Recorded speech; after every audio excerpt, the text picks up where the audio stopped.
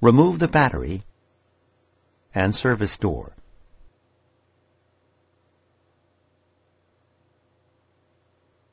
Remove the 3mm P1 Phillips head screw next to the optical disc icon.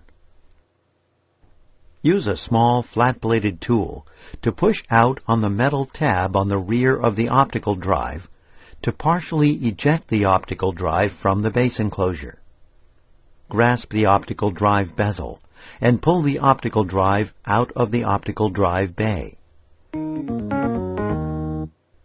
Insert the optical drive into the optical drive bay until the connector is fully seated.